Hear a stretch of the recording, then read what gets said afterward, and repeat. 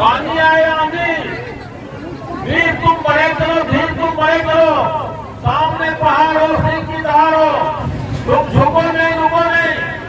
अब यहाँ पर हम गांधीवादी तरीके से यहाँ पर आमरण अनशन करेंगे और यहाँ पर धरना प्रदर्शन अनिश्चितकालीन करेंगे। जिस तरह अन्ना हजारे ने बरसों बरस किया और दिल्ली में जो है सालों साल तक किसान लोग आंदोलन किए, वाघा बॉर्डर और हरियाणा बॉर्डर में आज सुप्रीम कोर्ट भी झुक गया और प्रधानमंत्री को भी झुकना पड़ा। किसान गांव में जितने भी प्रभावित लोग हैं, प्रदूषण से कोई है, कोई इन्वायरमेंट से है, कोई प्रदूषण से है और जमीन से है, विस्थापन और इसका प्रभावित क्षेत्र और विस्थापित क्षेत्र दोनों में आता है। और हमारे अध्यक्ष जी रविंदर जी बोल रहे थे 15 किलोमीटर रेडियस में कानून में है कि 25 किलोमीटर के रेडियस में इसको बिजली, पानी, सड़क सुविधा, स्कूल, कॉलेज। अब आपका स्कूल कॉलेज खोलवाएगा क्या? स्कूल कॉलेज तो तोड़ने तैयार है।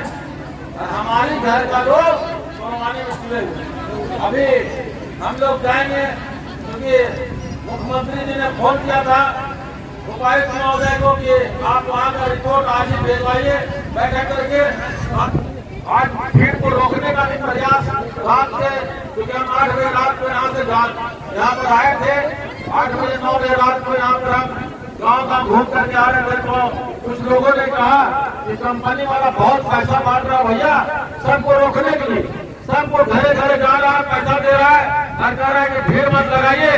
तो विधायक जी और मंत्री जी का बहिष्कार कीजिए, मंत्री जी विधायक को आने ही मत कीजिए यहाँ पर। तो कोई लोग बोल रहे गोली भी चलाना पड़ेगा, लेकिन कंपनी के गोली चलाएंगे, लेकिन जोगिंदर साहब और विधायक को नहीं आने देंगे। तो हम लोग कहा गए अब गोली चला, जो गोली निकालने वाला है, गोली चलाने की बात करने वाला हमारे बीच का आदमी है, वो बाहरी का नहीं है।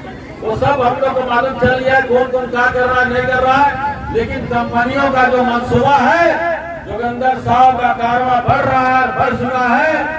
इसका मंसूबा को पानी फेरेंगे और इसका निश्चित रूप से सारे जो गलत तरीके से अवैध खनन कर रहा है और जमीन जो किसान का, मजदूर का जमीन लूट रहा है, इसको निश्चित रूप से तालाबंदी करना पड़ेगा और नाकाबंदी भी करना पड़ेगा। क्योंकि ये अब समय बैठने का और ताली बजाने का नहीं रह गया, अब जागना पड़ेगा हक अधिकार के लिए। और अगर जाग गए तो आप करोड़पति हो जाएंगे, करोड़पति बनेंगे, मेरा दावा है।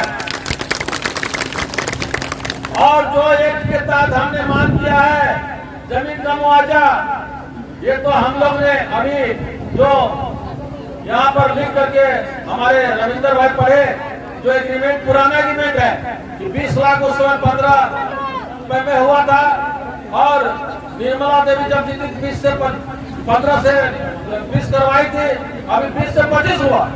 और इसमें लिखा हुआ एग्रीमेंट में कि अगर दर बढ़ भी जाता है तो बढ़ा हुआ दर भी देगी, लेकिन किसी को नहीं दे रहा है।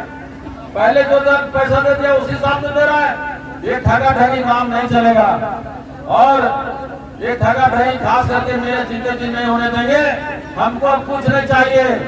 अब मैं निश्चित रूप से आपको बता रहा हूँ, 1 सप्ताह के अंदर मैं गांधीवादी धोती और उघरे बदन, गांधी टोपी, तिरंगा झंडा ले करके यहाँ पर हम बैठेंगे और यहीं से सत्याग्रह का शुरुआत करेंगे। और आप लोग के हाथ में अब सब चीज है। पप्पू दास जी बोले हैं अब नाकाबंदी और तालाबंदी करना पड़ेगा, तभी काम होगा।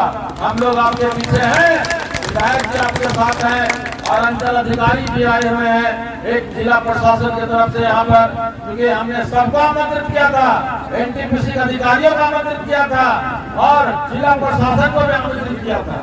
लेकिन जिला प्रशासन की तरफ से सीओ साहब अभी आए हैं, अभी इनको भी डीसी के मीटिंग में वहाँ जाना है। ये बात सही बात है, जब मैच खिलाने रहता है तो एसपी और डीसी आते हैं पुलिसिया भाई दिखाने के लिए, और जब आपकी समस्या आती है तो चैम्बर में बुलाते हैं। ये तो दुर्भाग्य की बात है। ये सोचना पड़ेगा कि कौन आपका अपना है, कौन आपका पराया है। हमने यहाँ के सांसद को भी रिसीव कराया थी, यहाँ के सांसद जो नया सांसद को आप लोगों ने वोट दिया उसको भी मैंने बुलाया था यहाँ पर कि आप देखिए समस्या का समाधान की। लेकिन वो तो व्यापारी है, तो व्यापारी नेता जब व्यापारी हो जाता है तो जनता भिखारी हो जाता है। तो अब सोचना आपको है कि कैसे कैसे लोगों को आपका क्या समस्या उठाते हैं। पार्लियामेंट चलने जा रहा है, पार्लियामेंट में भी देख लीजिए कि आपकी समस्या को लोकसभा में उठाता है कि नहीं उठाता है। ये सब चीज समझने की बात है साथियों। लेकिन प्रशासन के लोग चाहे कोई भी लोग ये सब भी जानते हैं कि आपका मांग है, अधिकार जायज है, परंतु वो ड्यूटी निभाने के लिए आपके बीच में आते हैं और ड्यूटी निभाने के बीच में आपको गोली और बंदूक चलाने के लिए नहीं आते हैं। गोली बंदूक चलाने के पहले उसके लिए मजिस्ट्रेट नियुक्त किया जाता है, जैसे सीओ साहब आए हुए हैं। और ऐसे आपको डरने की जरूरत नहीं है। बहुत सारे लोग डराता है गोली चलेगा, बम चलेगा, ये चलेगा, वो चलेगा, केस होगा, मुकदमा होगा।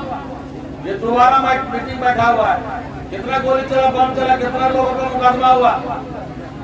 ये सब समझने के बाद है मेरे भाइयों, जो कमेटी बना के लाए हैं वो सब जमा कर दीजिए। वो कमेटी के द्वारा मांग पत्र देंगे कंपनी को भी और जिला अधिकारियों का। कितना महिला को हमारा 10,000 रुपया प्रति महीना प्रदूषण भत्ता देना पड़ेगा घर घर। तभी मेरा यहाँ पर काम चालू होगा। और जो मांग पत्र दिए हैं उसके बारे में आपको तत्काल जो है आपको इसका फैसला करना पड़ेगा, तभी आपका काम चालू होगा। अन्यथा पूरा काम को जो है चाहे CSP हो, LNT हो या आपका कोल माइन हो, ये अवैध तरीके से काम कर रहा है। बिना जमीन अधिग्रहण किए किसी का जमीन का पैसा नहीं दिया उसमें खनन चालू कर दिया, किसी में पैसा नहीं दिया उसका बिजिंग प्लांट लगा रहा है। मनातू तरफ जो है उधर सीधे साधे आदिवासी लोग रहते हैं, उधर जो है पूरा जंगल उजाड़ करके पूरा गंभीर पेड़ लगा रहा है। इसलिए आप लोग को जागना पड़ेगा। जितना महिला लोग हैं आप लोग टीम बनाइए।